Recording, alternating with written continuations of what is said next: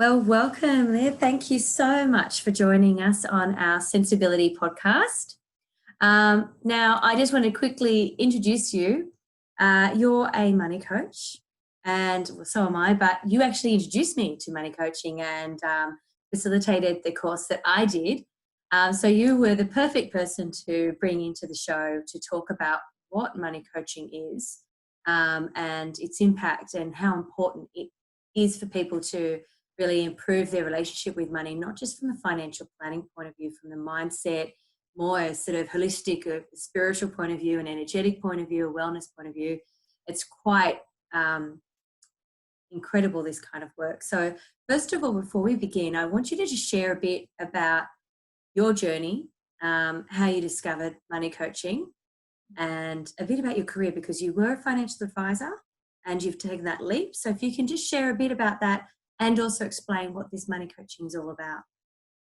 Sure. Thanks, Amy. I'm really pleased to be here and I'm loving this opportunity to chat to you. So a little bit about me. I started in the finance world in '99 and studied full-time, worked full-time, got all my qualifications to become an advisor. Really loved the technical aspect of financial advice, the strategies and supporting people to set up the systems and the processes to make sure that they are on their wealth accumulation path. And I did that for a number of years, almost 20 years. But all along the way, I always had this sort of inclination or this feeling that there was something missing in this journey. There was something I was helping people to a level, but there was still an aspect that I wasn't quite supporting them with that I knew was really important, but I didn't quite know what that was. And in 2012, actually, I started to study yoga on the side. So I had my own financial planning practice, but I was getting a little bit frustrated, or I just felt like there was something missing. So I started to study yoga just as a personal development, fun kind of hobby. And I had no real intention of becoming a yoga teacher. I knew I loved yoga, and I just started to say, well, how can I do more yoga in my life? So I studied and got my qualifications in yoga, and that kind of sparked something in me that went, a lot of the stuff that you tell people on the yoga mat, you actually tell people in your meetings with them when you're talking about finance, which was a little bit of an odd combination, but it made a lot of sense because money is a leading cause of stress and for most people. And then on this aspect, when I'm practicing yoga and teaching yoga, I'm teaching people how to manage stress, yet money is the leading cause of stress. So I could kind of see this synergy happening, and it got me thinking a little bit more around, there's got to be more to this whole money thing than just the numbers and the strategies and the technical aspect. I think there's something else going on. And as I sort of started to go down that journey, I started to explore well-being, and I studied wellness coaching. So I became a qualified wellness coach. And then I looked at the psychology aspect of things. And I've always been a bit of a neuroscience nerd. I love it. I should have been a neuroscientist. And if I'd had my time again, that's what I would study. And I started to explore a little bit more around how the brain works and how we make decisions and habits and behaviors, and got into the more behavioral psychology aspect of everything we do really, but also of money. And I started to explore what courses were available around this behavioral psychology aspect in relation to money specifically. And I noticed that there was nothing really available here in Australia, but there seemed to be a few things over and offered in the US. So I started to look a bit more globally and say, well, where can I learn? I love to learn. I'm always studying. And I studied NLP and coaching techniques, and that was great, but I still wanted something that was tangible with money. So I found the Money Coaching Institute in the US and began my journey to become a certified money coach like you are, Amy. And as I started to study it, I went, this is it. This is what I've been looking for. This is where I know I can make a real difference in people's lives. And so as I kind of got my qualifications and started to work more and more with clients and implement some of the things that I was learning, I was starting to see real transformations in behaviors and beliefs and just outcomes with money. People were having these big breakthroughs that I was just like, this is what I've been missing this whole time. And then the inspiration was to get more advisors, more coaches doing this work, because I do love it and I do see how transformational it can be. So we started to bring it to Australia, and it's all over the world. There's coaches all over the world in this field, but it's definitely been a journey, and it wasn't something that I thought I would ever be doing, but it's definitely my passion, and I've definitely found my purpose for sure. Fantastic. Now, with the course, we go through the actual process we put our clients through, and it can be, quite an eye-opener and quite a journey emotionally, mentally. And you've touched a little bit on the neuroscience of it. That's something I'm also fascinated with. I did similar thing was I started a few years ago investigating the brain a bit and wondering, well, there's this thing we have, behavioral economics. It touched on stuff. It talks about how behavioral economics is all about how people make decisions on risk and their attitudes to their money, but it didn't get deep. This work does get deep. So can you just explain some of the things you've mentioned, neuroscience, but where this transformation occurs and how it occurs? So if you put us through a little bit of that process that you take your clients through in the money coaching process. It's a great question, and you're so right. It is very different from behavioral economics. It's looking more at the psychology of our relationship with money. So we all have a relationship with this tool, this energy called money. And because we weren't taught any formal framework on or life skills on how to manage money growing up, what happens is as we grow up in our environment, we're just recording all of this information. We're getting messages, we're experiencing things, we're hearing things, we're seeing things. And that's coming from our parents, it's coming from society, it's coming intergenerational, it's coming from everywhere. And we're just recording it all. And we're not filtering out what is good or bad. We're just taking it all in and creating our programming around money. And as we get into our adulthood and even later on, it's that childhood patterning that is actually influencing our adult behaviors and reality with money. And because almost 90 to 95% of what we do with money is on a subconscious basis, so it's habitual, or it's created as, it's almost like that neural pathway has become so ingrained we don't even know what we're doing. It's just part of what we do. The work that we do is about bringing the subconscious patterning up to the surface, creating awareness around what's going on under the surface, so we can say, is this supporting us or is this limiting us? And if it's limiting us, how do we actually shift that to be more empowering? How do we shift it to actually get the results that we're seeking and to be able to achieve our goals and to have the success, however we define that in our lives? So it's a process of making the unconscious conscious, and it's a process of what I like to kind of think is deep exploration, so digging deep to see what are our thoughts, what are our emotions, what are our beliefs, what are our habits with money, and can we change those to something that actually serves us and the journey that we're on at this time. It's interesting that the subconscious is built at a very young age. And I remember having a chat with, I think I was presenting, and it just came to me as like, imagine you basically are allowing a child in the driver's seat to manage your finances. You're in your 40s, but you've never actually programmed yourself from that childhood to now to manage your finances the way you should. A lot of people they're sort of on this treadmill. They work, they pay their bills, they've got money in their superannuation, they want this sort of life, but they've also got all these other noises and everything, and they react. And often it's the reactions, how they behave from those reactions that catch us out. And that's sort of what I was saying with the whole, we've got our child in the driver's seat of the adult body making our financial decisions sometimes. We do. That makes sense. 7 or 8-year-old driving our financial decisions as adults. And I look back at who I was when I was 7 or 8, and I definitely don't want them running my business or making financial decisions or running my household finances, because a child brain or a child's reaction is always emotional. It's based purely on emotion. There's not a lot of logic happening at that stage. And for a lot of us, our relationship with money is very emotional, because when we think about it, a feeling comes up to the surface. That feeling then stimulates some thoughts, and then those thoughts stimulate some actions. So we kind of are feeling a bit down, for example. We might be feeling a little bit down. We've had a hard day.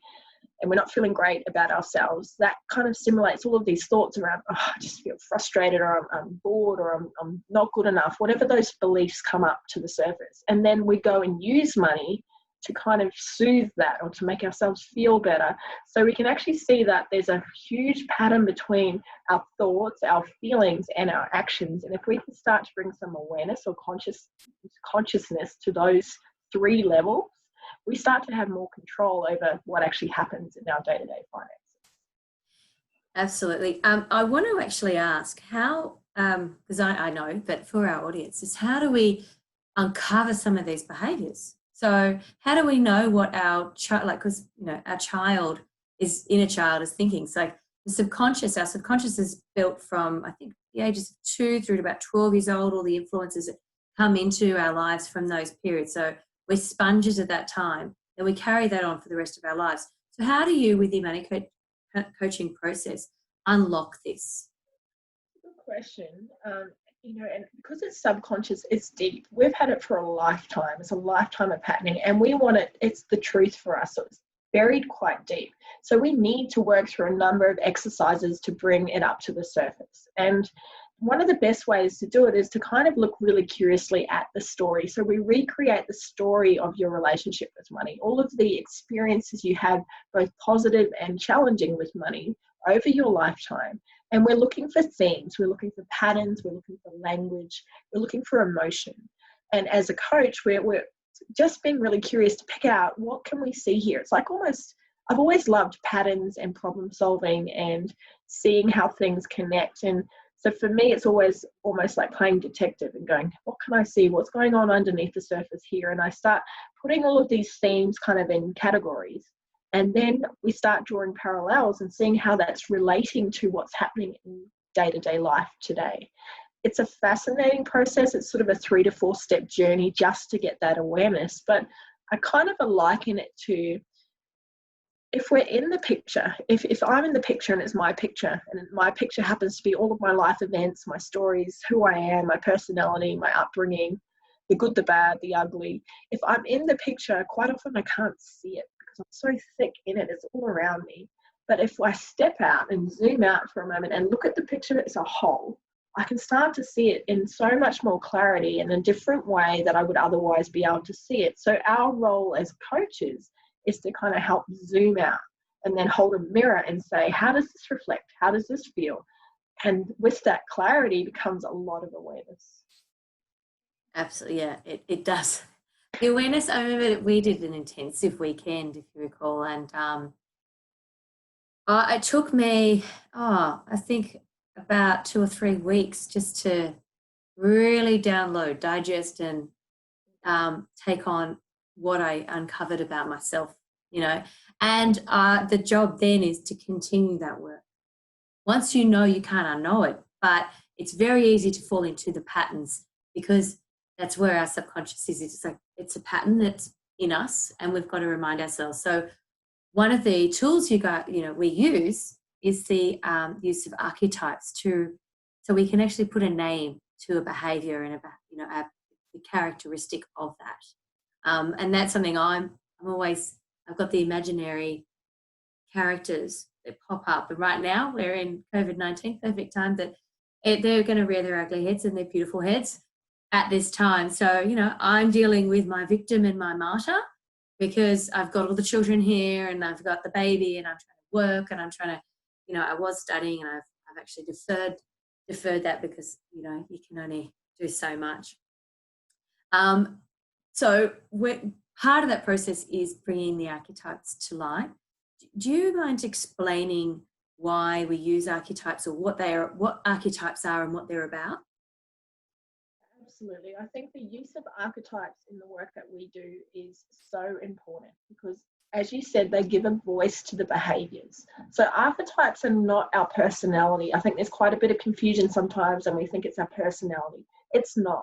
It's our core way of showing up, how we respond and how we react and our behaviours with money. And it just so happens that there's 8 archetypes. And these archetypes are loosely based on the work of Carl Jung, and they're essentially saying in any one situation, we could show up in 8 different ways. How we choose to show up is consciously, we can choose to show up, but most of us have subconscious or habitual ways of showing up, which has been shaped from that patterning that we spoke about earlier. So we don't actually know we're showing up in that way, but we just do because it's habit. And as you mentioned before, it could be the innocent archetype that's popping up, the one that goes, oh, I just can't deal with it. I'm not going to look at it. I don't want to even know. Someone else can look after it. I'm just going to cross my fingers and hope it all works out. And I'm seeing a lot of that in this current situation is the fear-based, the ones in us that are a little bit scared or apprehensive. That archetype comes up to play quite often because it can be easier to bury our heads in the sand than it can be to face reality. And any challenging situation or any challenging time, we've got two choices. We can often go, oh no, I don't want to look at it. Or we can go, no, I'm going to take action and I'm just going to take one step forward, which is obviously our warrior archetype, which is a more positive archetype. So when we look at these archetypes, as a coach, we're exploring what is our patterning? What are our core archetypes? And this is just our natural tendencies. And then when we create the awareness and we give a name to that archetype, we can then say, oh, this is me being an innocent again. Oh, okay, what would a warrior do instead of how I would usually react?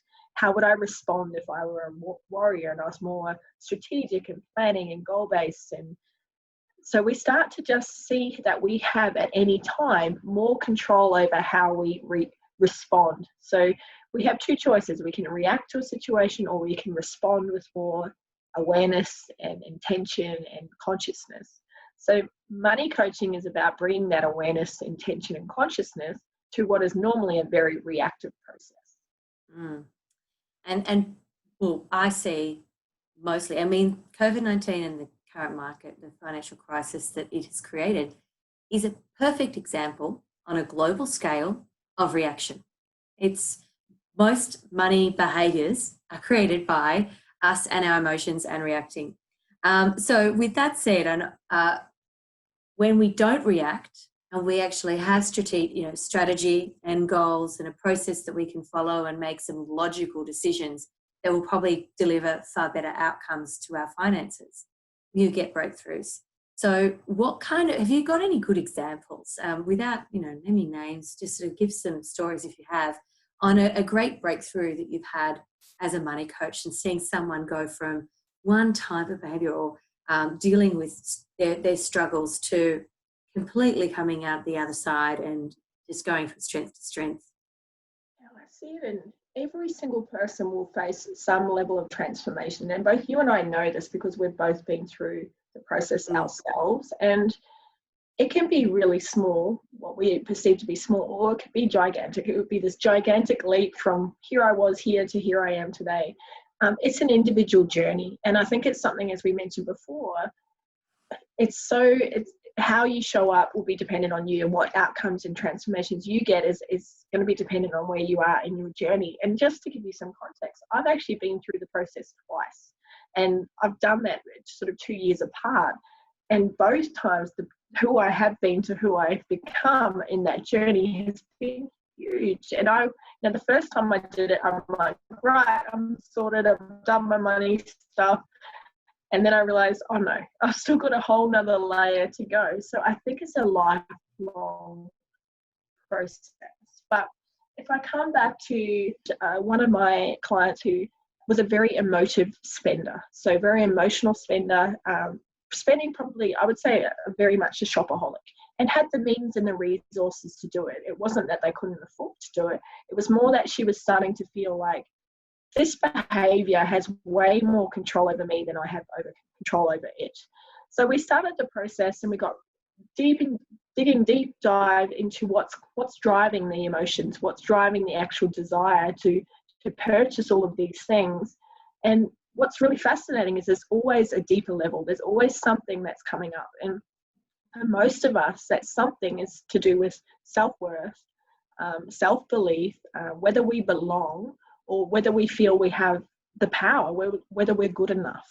So when we actually get to the root cause of what's going on, it's amazing what can shift. So not only do you get she got more kind of control over why she was spending money and the ability to stop spending money as much as she was, but she also grew in this whole level of self-confidence, which actually saw her leave her job, start a side job that took off and just be this completely more empowered woman. And it was just such a short space of time, 3 months. And I was said to her, from the woman that you came in who knew nothing about finances, who was completely out of control with their spending and working in an amazing job, earning amazing money, but feeling very dissatisfied, which was also driving the spending.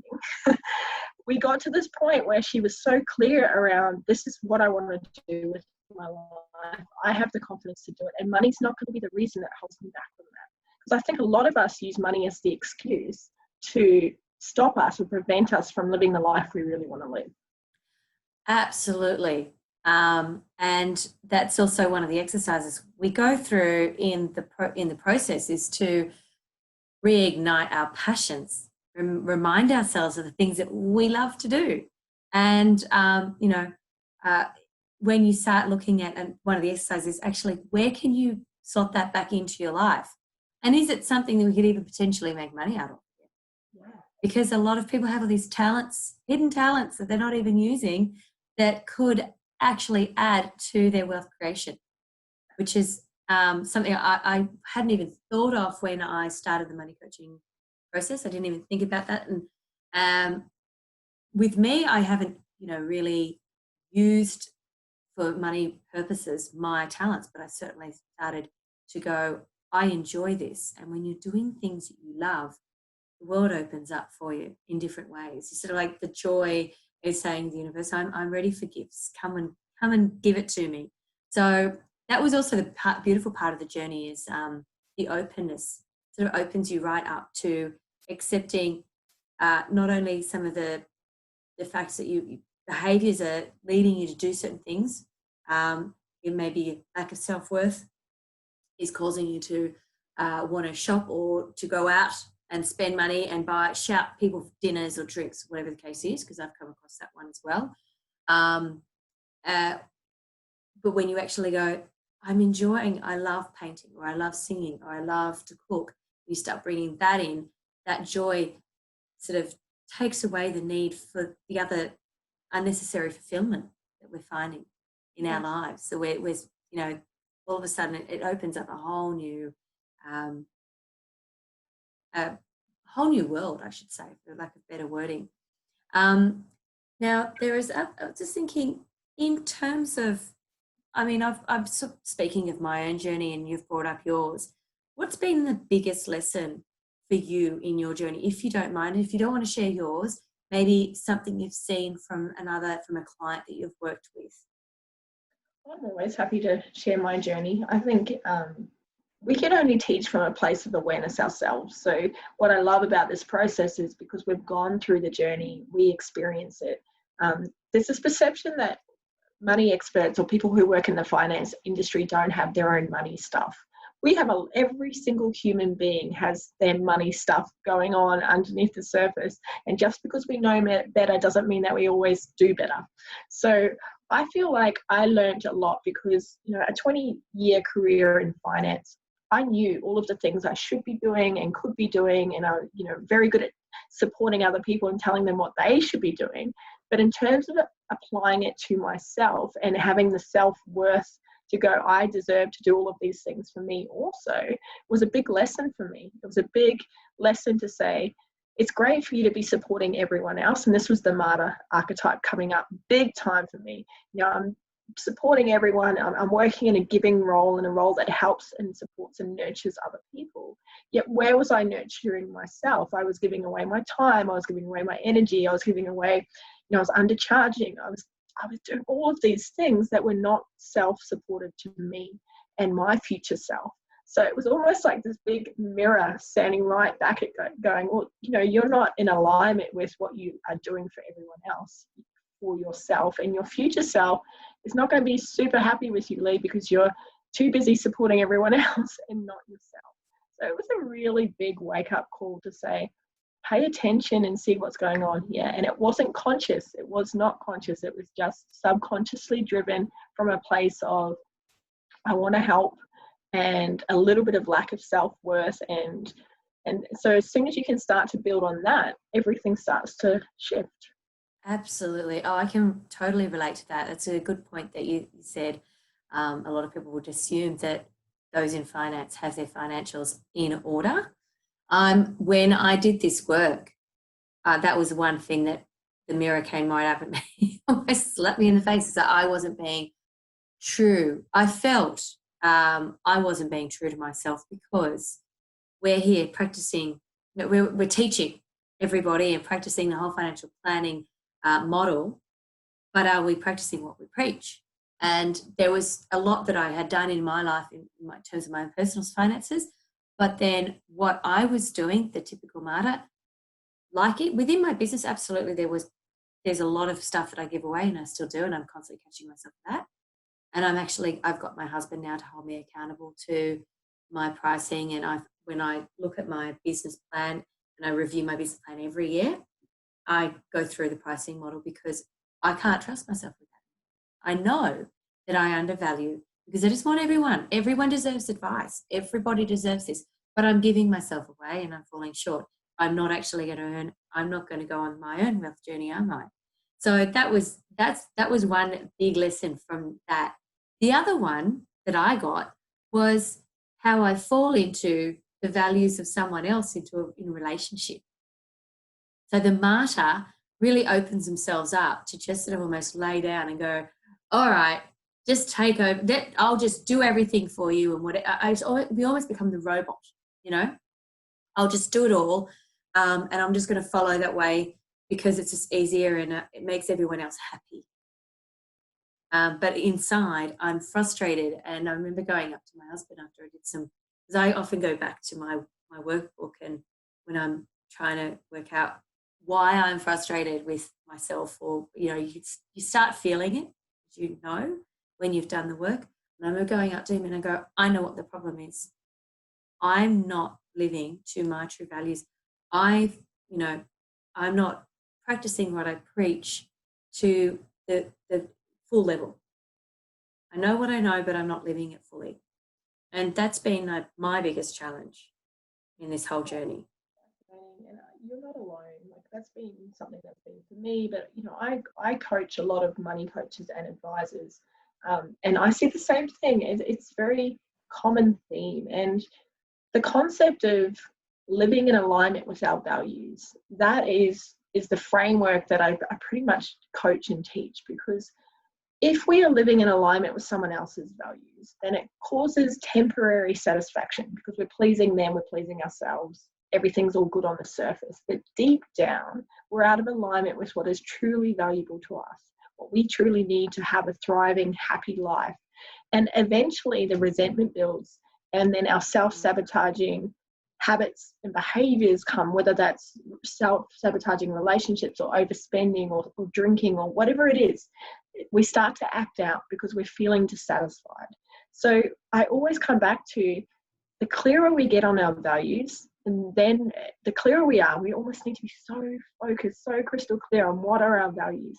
And then we look at our life, we look at our resources, we look at ourselves, our energy, our time, our money, and say, how can I use those in alignment to create a life that's in alignment with those values, a life that lives those values. And that seems quite simple, but it's a process that most of us don't ever look at or take the time to do or are encouraged to do. And that's what money coaching is all about. And it's funny because people say, but isn't it money coaching? I'm like, well, there's no such thing as money coaching. It's kind of a life thing, because money is the energy that rolls through and leads through all of our lives. It's the constant that's from day one to day end. It's going to be there, and it's the tool that helps us facilitate and create a life and provides the security and foundation for us to build a life that we truly value. And the clearer we can get on that, I think the clearer that we actually realize we have more control than we realize most often. Yeah. That statement was just fascinating. So I'm just digesting exactly what you said. That's amazing. But that's so true. A lot money. That's the one thing that, coming back to financial planning, and I don't want to disregard that, because I am an advisor, and I believe we all need a kind of a roadmap, and that is the whole process of financial plan. But the one key aspect there is that money is just the energy of, is energy, and it causes all sorts of emotions.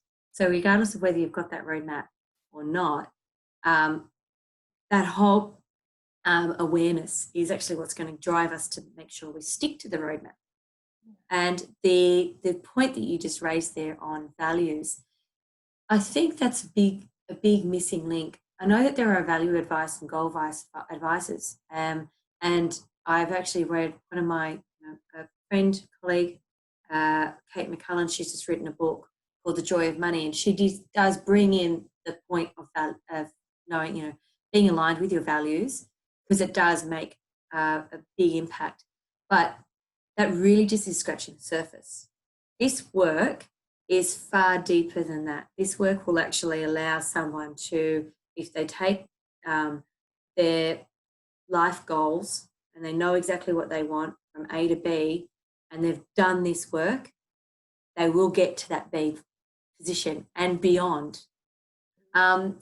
So with that said, I guess my next question would be, have you seen some, like, I guess from a financial scale, like you gave the example of your client that had that spending issue and whatnot. No doubt she pulled that in. What was the transition, if it not from her, but another client that has moved from just mismanaging their finances to moving into such a direction that they've probably even gone beyond their expectation? Have you got an example of that? So it's a process. It's definitely a process. I think a lot of us want a magic wand and say, I've got awareness now. Great, let's just fix everything and make sure that it's. But as you mentioned before, these are habits. These are deep-grained habits in a lifetime of behaviours that we're trying to shift. And that's why coaching is so important, because it's not a one-off session where you go, okay, now you've got it. See you later. Good luck.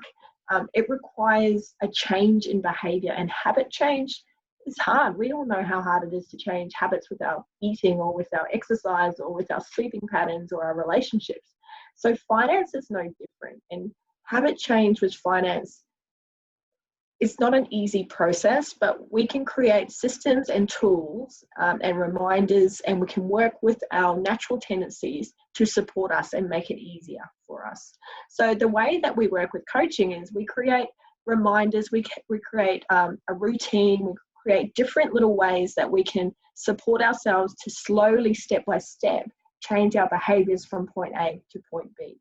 And over time, as we get more momentum and we get some wins on the board, we get more traction. It's like that snowball effect. And then suddenly it's a lot quicker to change habits. But initially it can take some time. It can take, if it's changing spending habits, or if it's changing savings habits, or if it's changing the way that manage our finances and show up in a relationship with money. It's definitely, we've got to learn to walk before we can run.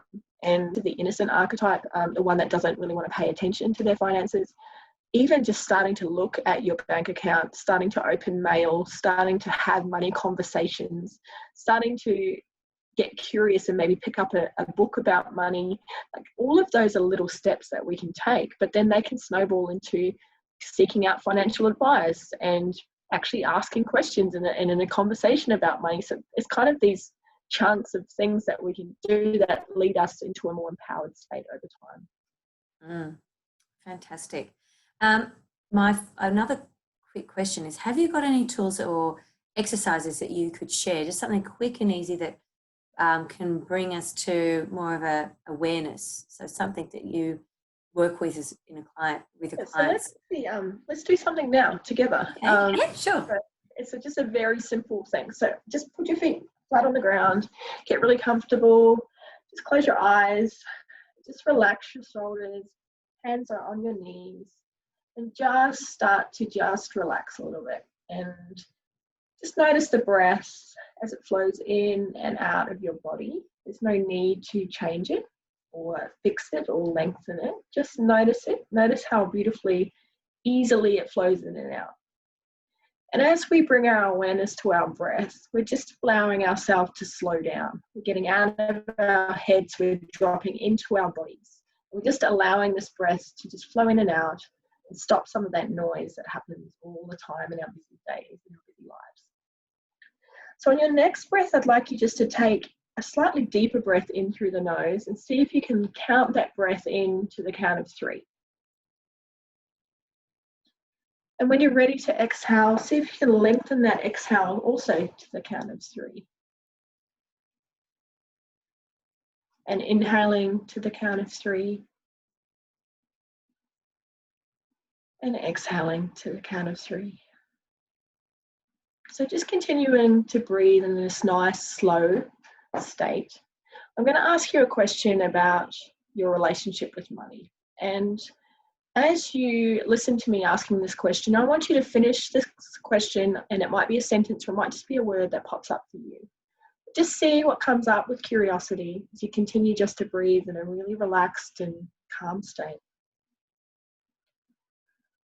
The question is, what I need most from money right now is. So just noticing what I need most from money right now is. Just when you've got your mental note of what might be coming up for you, I want you just to put that to the side, and then we're going to ask another question. What money needs right now from me is. What money needs most from me right now is. That's probably a better way to ask it. What money needs most from me right now is.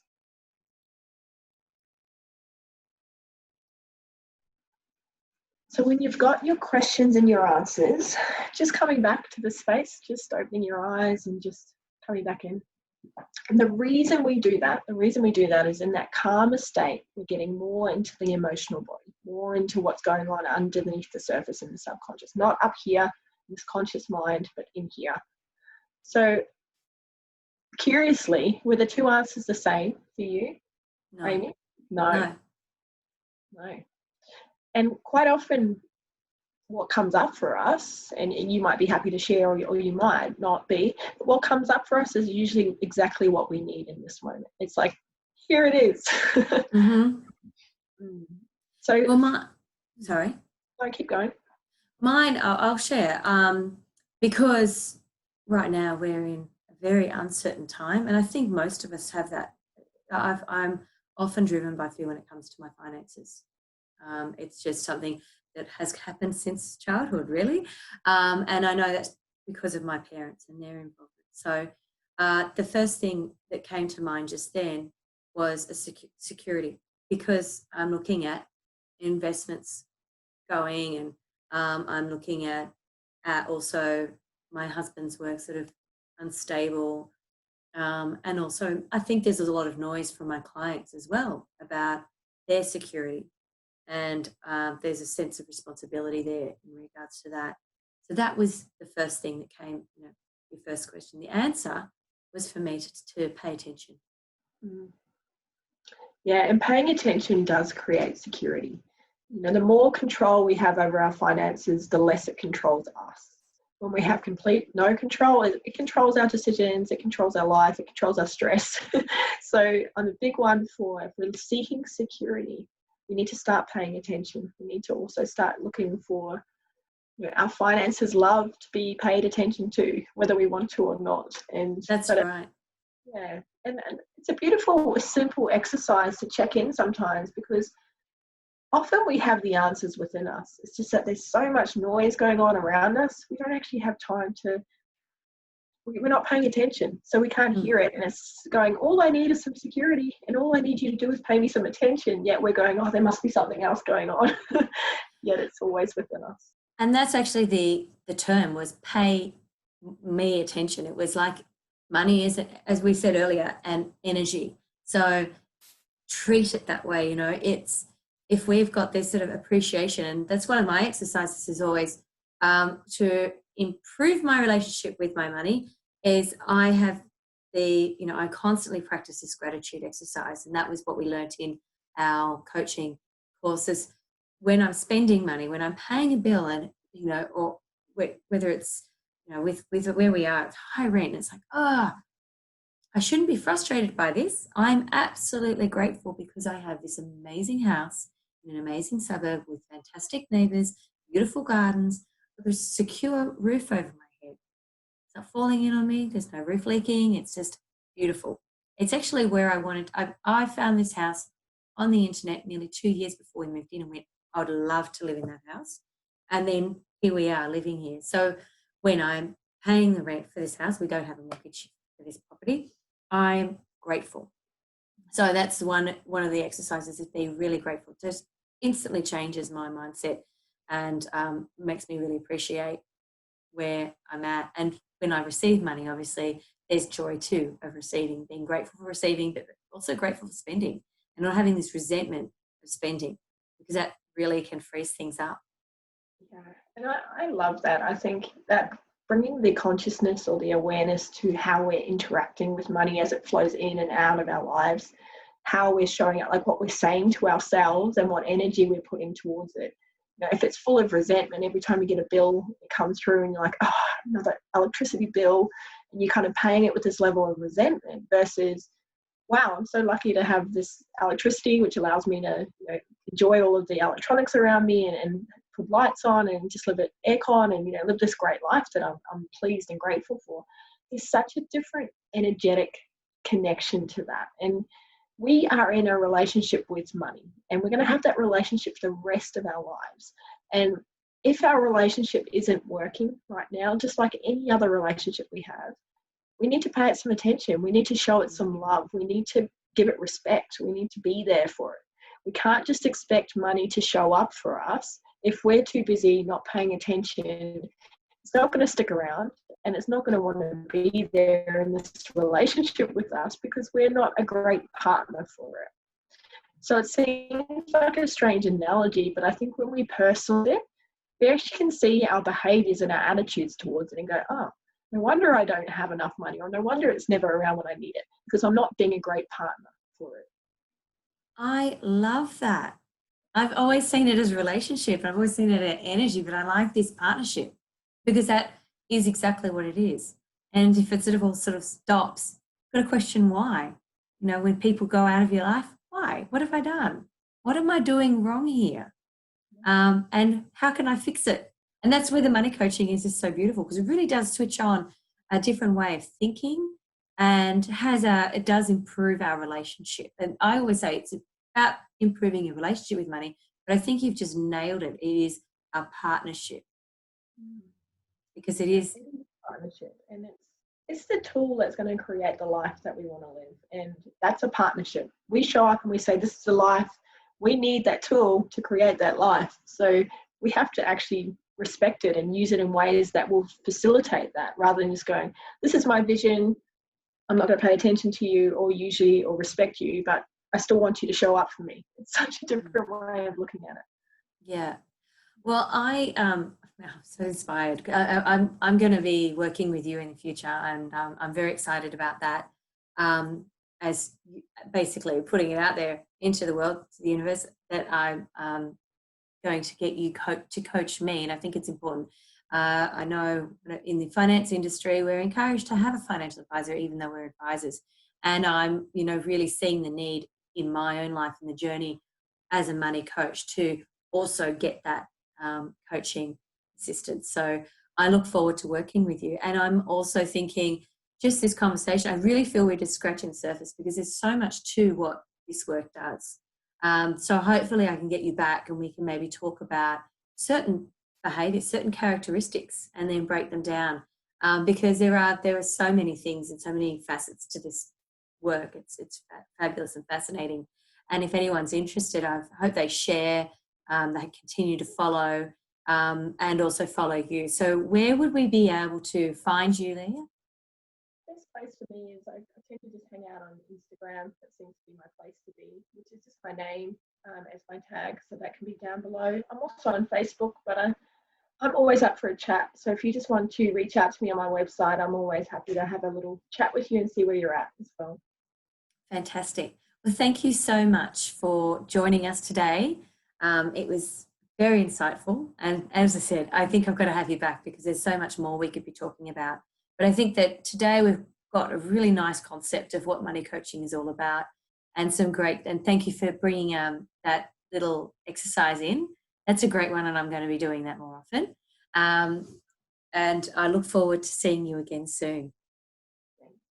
Excuse me. Thanks, Amy, for having me. It's been my pleasure, and I look forward to more conversations in the future. Absolutely, that's definitely going to happen.